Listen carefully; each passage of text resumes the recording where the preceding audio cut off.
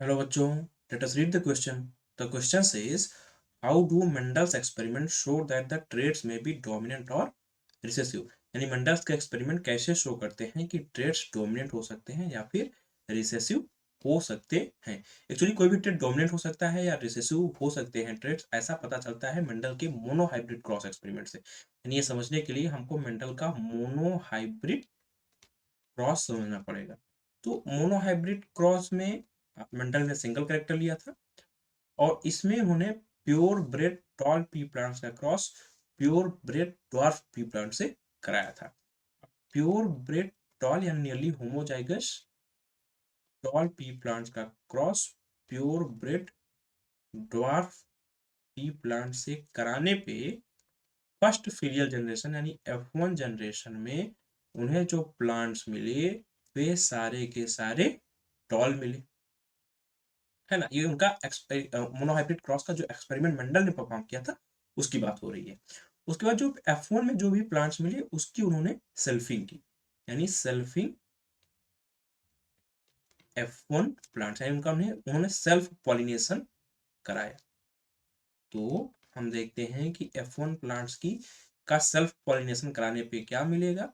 तो F1 के जो प्लांट्स F1 में जो हमें प्लांट्स मिले थे वे थे कैपिटल टी स्मॉल टी। अब इनका जब सेल्फ पॉलिनेशन कराया जाएगा तो हम देखते हैं कि हमारे पास कॉम्बिनेशन मिलेगा capital T capital T, capital T small T, capital T small T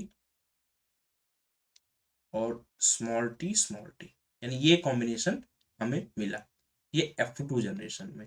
यानी F2 जनरेशन में जो टॉल और ड्वार्फ का रेशियो मिला, टॉल प्लांट्स का और ड्वार्फ प्लांट्स का जो रेशियो मिला वो मिला 3:1।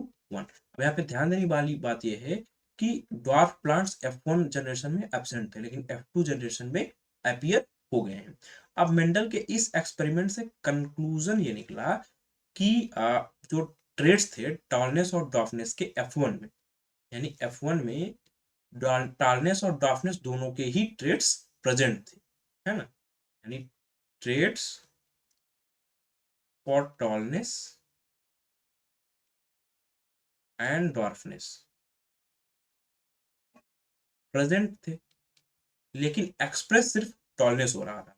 अब जैसे कैपिटल टी जो है ट्रेट है वो टॉलनेस का और स्मॉल टी ट्रेट है ड्वार्फनेस का, यानी दोनों के ही ट्रेड्स टॉलनेस और ड्वार्फनेस के प्रेजेंट है लेकिन जो एक्सप्रेस हो रहा है वो सिर्फ टॉलनेस हो रहा है ना। यानी कि हम लिखेंगे कि टॉलनेस वाला जो ट्रेट है वो एक्सप्रेस हो रहा है और जो ट्रेड्स एक्सप्रेस हो रहे होते हैं उन्हें कहा जाता है डोमिनेंट ट्रेड। यानी टॉलनेस वाला ट्रेड जो हुआ वो हुआ डोमिनेंट ट्रेड और ड्वार्फनेस जो है ड्वार्फनेस ट्रेड प्रेजेंट तो है F1 प्लांट्स में लेकिन एक्सप्रेस नहीं हो रहा है ना, नॉट एक्सप्रेस्ड, रिप्रेस्ड हो जा रहा है, सप्रेस्ड हो जा रहा है ना। तो जो ट्रेड्स प्रेजेंट हेटेरोजाइगस कंडीशन में प्रेजेंट होने के बावजूद एक्सप्रेस ना हो पाए उन ट्रेड्स को कहा जाता है रिसेसिव ट्रेड। यानी डोमिनेंट ट्रेड भी हो सकते हैं रिसेसिव ट्रेड भी हो सकते हैं, ऐसा मेंडल के एक्सपेरिमेंट से पता चल रहा है। अब वो रिसेसिव जो ट्रेड्स होते हैं वो सिर्फ होमोजाइगस कंडीशन में ही एक्सप्रेस हो सकते हैं, यानी ओनली होमोजाइगस, जैसा कि F2 में देखने को मिला। F2 में जब होमोजाइगस कंडीशन में F2 जनरेशन में जब होमोजाइगस कंडीशन मिला तो ड्वार्फ प्लांट्स भी अपीयर हो गए जो F1 में सप्रेस्ड हो गए थे due to the presence of dominant and the dominant trait for tallness. So इस क्वेश्चन से का फाइनल आंसर ये है कि इस एक्सपेरिमेंट से मोनोहाइब्रिड क्रॉस एक्सपेरिमेंट से मेंडल ने शो किया कि ट्रेट्स डोमिनेंट भी हो सकते हैं और रिसेसिव भी हो सकते हैं। This was all about this question, hope you understood it well, best of luck.